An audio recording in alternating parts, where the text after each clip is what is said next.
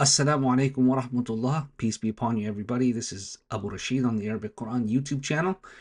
Welcome, everybody. In this type of episode, I get into simple dialogue, and that's what we're going to do here. Simple dialogue between Ahmed and Ali.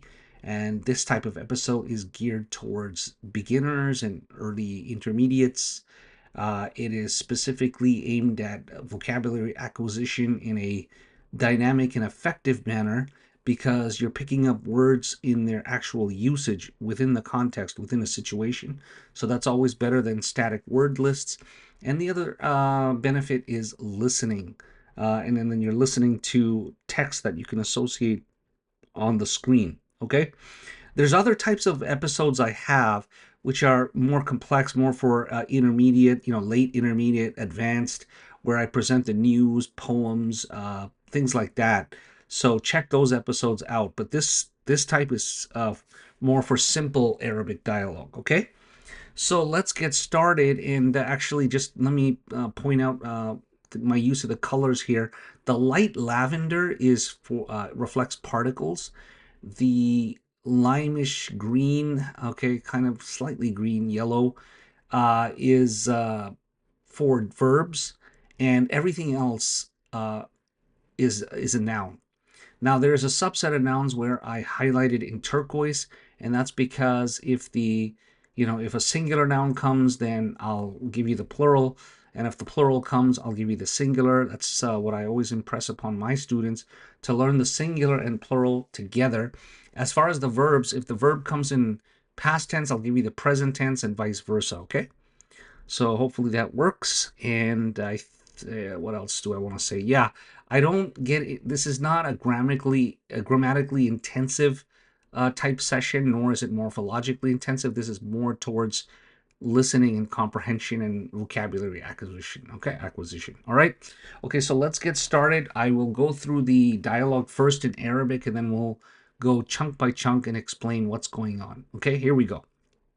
So Ahmed leads it off. كم طالبا في فصلكم يا علي؟ في فصلنا 14 طالبا. الطلاب في فصلنا أكثر، فيه 19 طالبة. يا علي، ما اسم الطالب الجديد الذي جاء أمس؟ اسمه أسامة. هو طويل جدا، أليس كذلك؟ بلى، هو طويل جدا، ولكن حامدا أطول منه. إنه أطول طالب في فصلنا. ومن أطول طالب في فصلكم؟ أطول طالب في فصلنا إبراهيم. أدفترك هذا يا أحمد؟ إن خطك جميل جدا، ما شاء الله. شكرا يا علي، خطي جميل وخطك أجمل.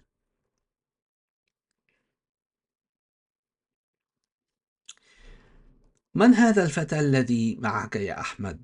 كأنه أخوك. نعم، هو أخي الشقيق. أأكبر منك هو أم أصغر؟ هو أصغر مني. في أي مهجع أنت يا أخي؟ أنا في المهجع الخامس، وهو بعيد جدا عن الجامع. أنا في المهجع الثامن، وهو أبعد من مهجعكم. أيها أحسن؟ أيهما أحسن؟ المهجع الخامس أحسن، فإن غرفه أوسع، ونوافذه أكبر، ومراحيضه أنظف، والسرر التي فيه أجمل. Okay, so let's go back to the beginning. Here we go. So Ahmed leads it off and he says, كم طالبا في فصلكم يا علي?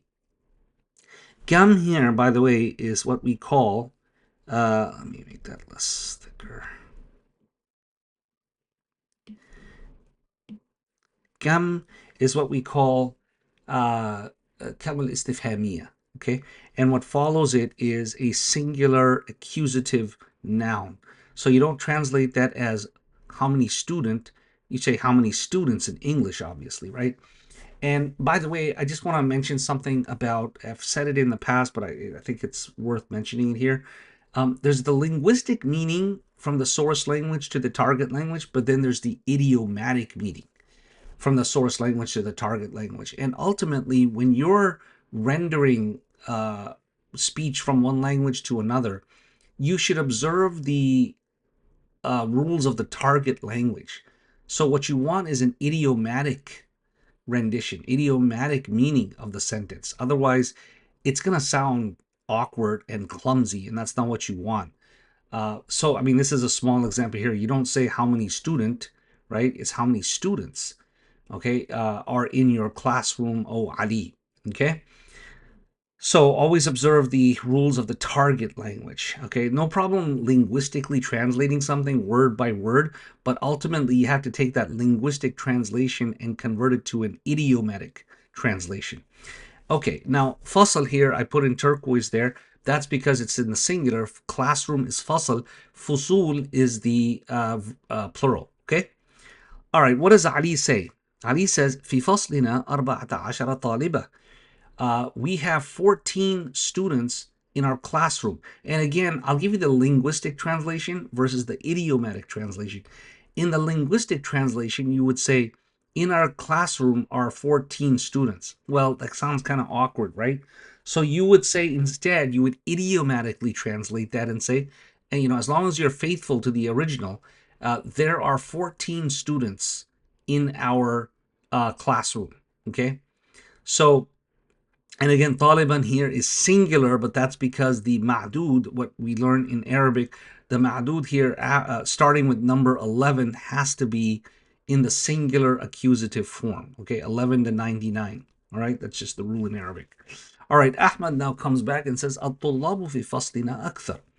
The students, there are more students in our classroom. See, I almost got caught up with the linguistic meaning. If it was linguistically, the linguistic meaning would say the students in our classroom are more. I mean, that's not very polished English, right? You would say there are more students in our classroom. فيه 19 طالبة. There are 19 students in our classroom. يا علي, oh Ali, ما اسم الطالب؟ ما اسم الطالب الجديد الذي جاء أمس? What is the name of the new student who came yesterday? Okay, ism is now, name here. Ism in the plural is asma, asma. And then ja'a is the past tense verb for he came. The present tense would be yaji, yaji'u. Okay, it is a hamzated ajwa verb here. So it's a weak verb, but it's also hamzated. What we call fi'lun mahmuz. Fi'lun ajwaf mahmuz. Okay, Ali comes back and says, Ismuhu Usama. His name is Usama. Let me move it up a little. Then Ahmed says, Huwa tawilun jidda. He is very tall. Tawil here is singular, but the plural would be tiwal. Tiwal. Okay? And that would apply to both men and women. So female would be tawila, obviously, but the plural, the broken plural, applies to both.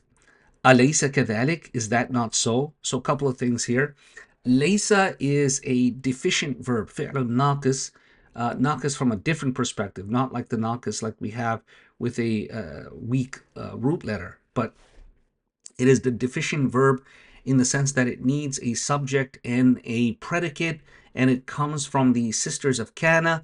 But even within the sisters of Kana, it is unique in the sense that there's no present tense for this verb. It just comes in the past tense. That's it. The other thing I want to mention here, alaysa kadhalik, it's coming in the negative style or the negative format in order to confirm or affirm the truth of the subject that's being brought up. Arabic has a special harful jawab. It's called bala, or you say bala, okay? And that's the tool if you want to confirm or affirm the fact that he is very tall. But if you want to negate the truth of the question, you would use na'am or la. There's a debate on whether to use na'am or la, but I go with na'am.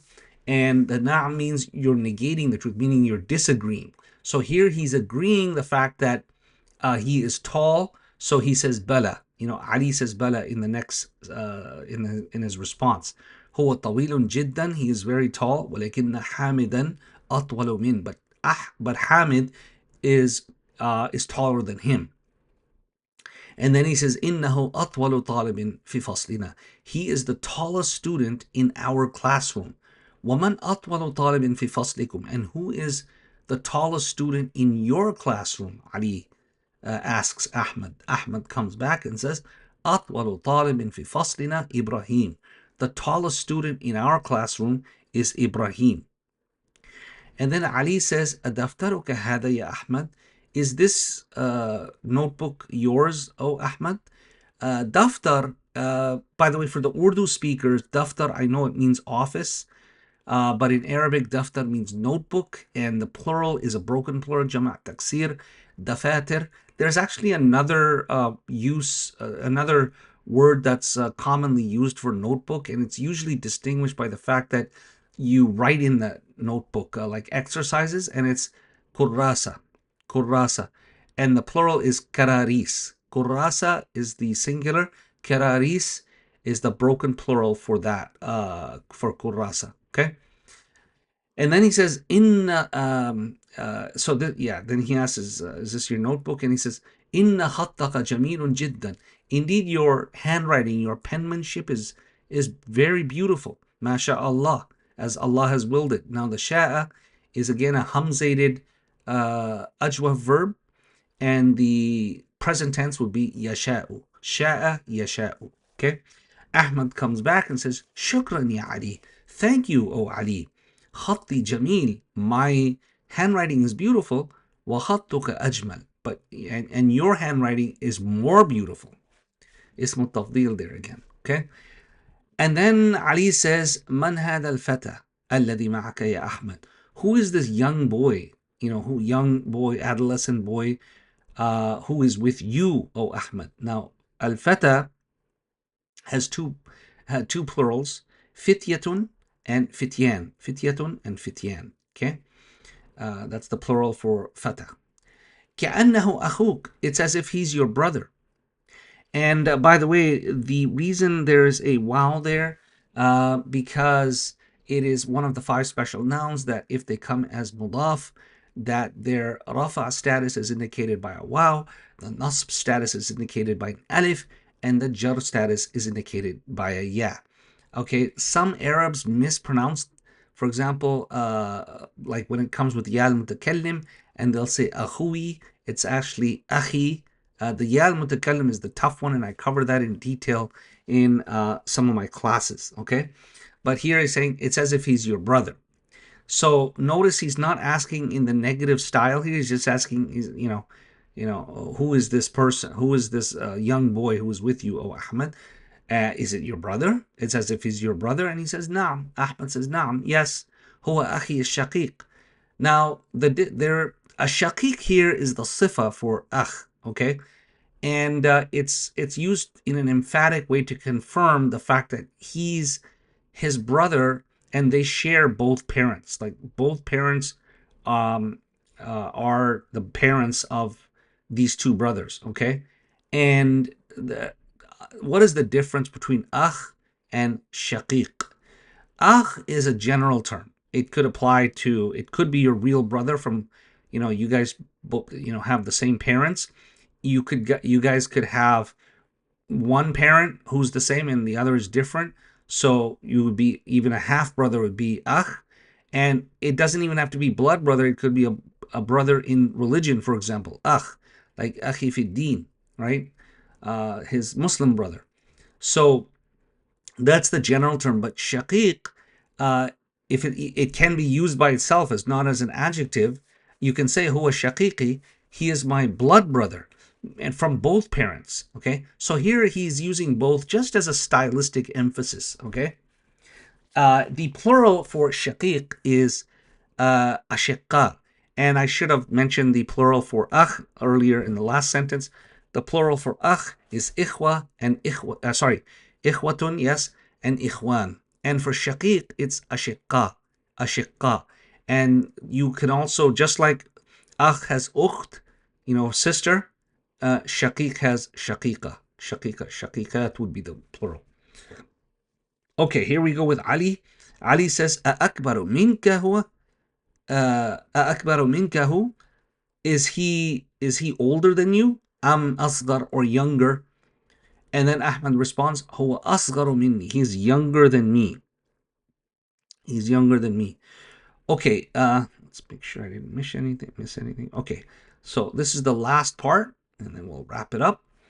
Ali says, في أي محجع أنت يا أخي.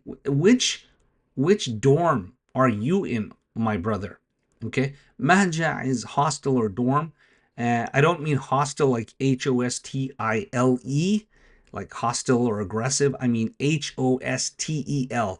It's not a word that's usually used much anymore, but it was a long time ago. Now the word dormitory is used. So basically the dorm. And the plural is mahajir. Mahajir. So then he responds, Ahmed responds and says, أنا في المهجع الخامس. I'm in the 5th dorm, وهو بعيد جدا عن الجامعة, and it is very far from the university. And then Ali says, أنا في المهجع الثامن. I'm in the 8th dorm, وهو أبعد من مهجعكم. And it is farther than your dorm.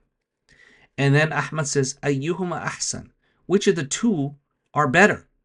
And Ali responds and says, المهجع الخامس أحسن. The 5th dorm is better. فإن غرفه أوسع. For the rooms, its rooms are more spacious. أوسع. Okay, غرف here is the plural, which I highlighted in turquoise, for غرفة. غرفتun is the singular, but here it's plural. وَنَوَافِذَهُ أَكْبَرُ, and its windows are larger. So nawafidh is the plural for nafidha. Nafidha. Another word you'll probably see is shubak, and the plural is shababik. Okay. All right. Then he says, وَمَرَاحِيضَهُ أَنظَفُ. Its toilets are cleaner. You know, that's probably the most important point, right? Marahid, gotta have clean toilets. The plural, this is the plural, but the singular is mirhad. Mirhad. And then finally, وَالسُّرُرَ الَّتِي فِيهِ أَجْمَلُ. And the beds in the dorm are more beautiful. As-surur here is plural, and the singular is sarir. And that's it. I hope you benefited, inshallah. You know, if you're practicing, you're listening in your vocabulary, you should probably listen to this a few times, okay? And if this was too fast for you, then start out slow. You know, in YouTube, you can change the speed. And then, you know what? If you want to play it even faster than I just spoke right now, that'll improve your listening even further, okay? But the key is to listen. And my suggestion would be to listen with headphones so that it just blocks out any other, disturbances and noise, and really helps you concentrate. And make sure, you're focusing on the text when you're listening, because that'll further provide guardrails for your concentration. All right, I'm going to sign off now. This is Abu Rasheed saying Assalamu alaikum wa rahmatullah. Dumtum fi amanillah wa ri'ayati. And until next time, this is Abu Rasheed again on the Arabic Quran YouTube channel. Make sure you subscribe and share this video and like it and set the notifications on. Let your friends and family know. Again, Assalamu alaikum.